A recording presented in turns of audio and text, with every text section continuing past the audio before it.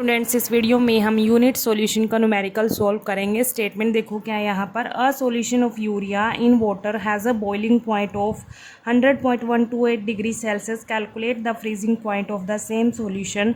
Molal constant for water KF and KB are 1.86 degree Celsius and 0.512 degree Celsius respectively. तो यहाँ पर हमारे पास एक सॉल्यूशन है यूरिया और वाटर का।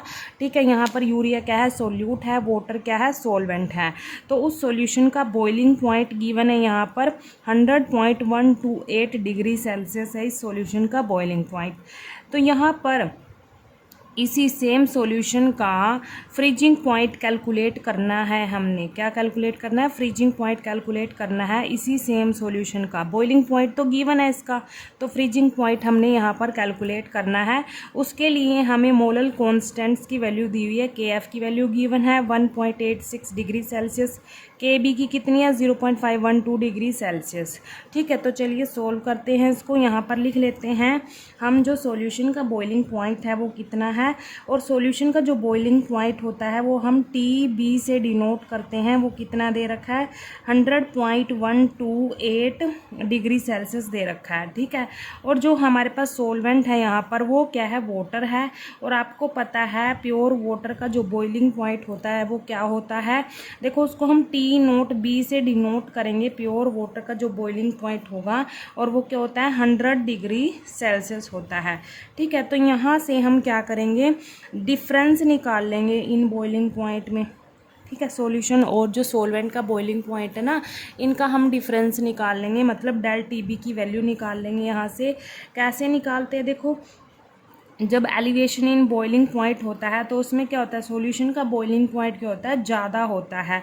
तो हम क्या करेंगे यहाँ पर TB माइनस T0B करेंगे। बड़े में से ही छोटे को माइनस करते हैं तो TB कितना है, 100.128 degree Celsius minus 100 degree Celsius. तो यहाँ से हमारे पास TB की वैल्यू आ जाएगी, कितनी आएगी, 0.128 डिग्री सेल्सियस। ये डेल TB की वैल्यू आ गई हमारे पास। और KB की वैल्यू क्या है हमारे पास, गिवन है क्वेश्चन में, ये है 0.512 डिग्री सेल्सियस है। ठीक है, तो अब क्या करेंगे, हम यहाँ पर फॉर्मूला लगाएंगे। कौन सा लगाएंगे, del TB equals to KB multiply small m।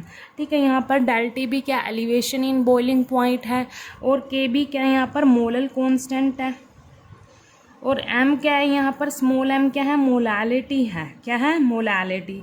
अब देखो हमारे पास KB की वैल्यू भी गिवन है और डेल TB की वैल्यू हमने यहाँ पर निकाल ली, तो हम स्मॉल m की वैल्यू निकाल सकते हैं इजीली।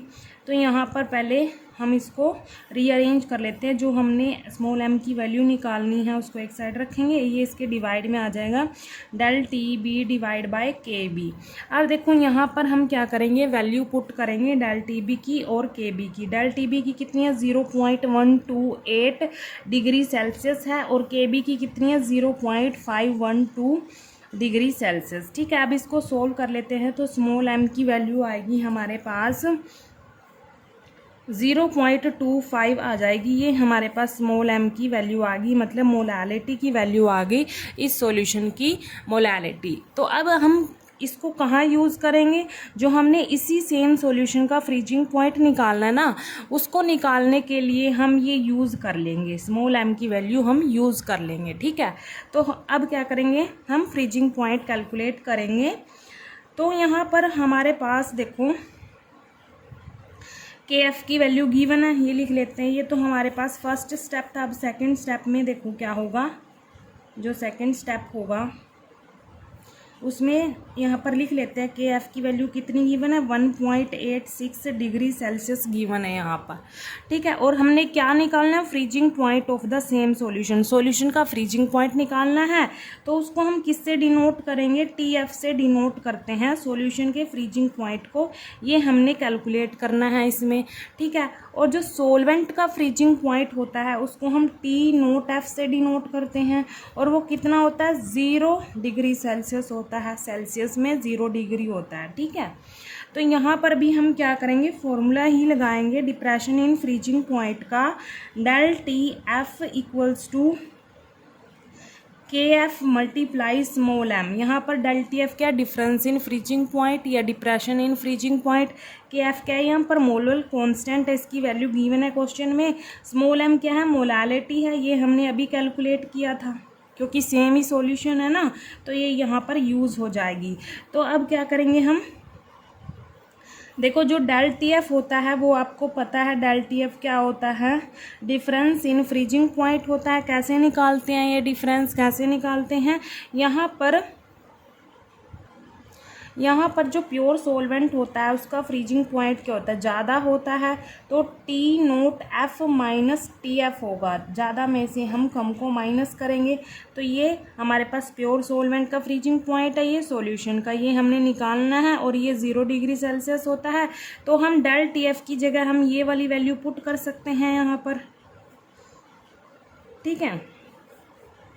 तो T note F minus T F ये पुट कर दिया हमने यहाँ पर, T note F minus T F, और के एफ क्या है वो लिख लेते हैं यहाँ पर 1.86 degree Celsius multiply small m क्या है 0.25, स्मॉल एम क्या था, मोलालिटी, ठीक है।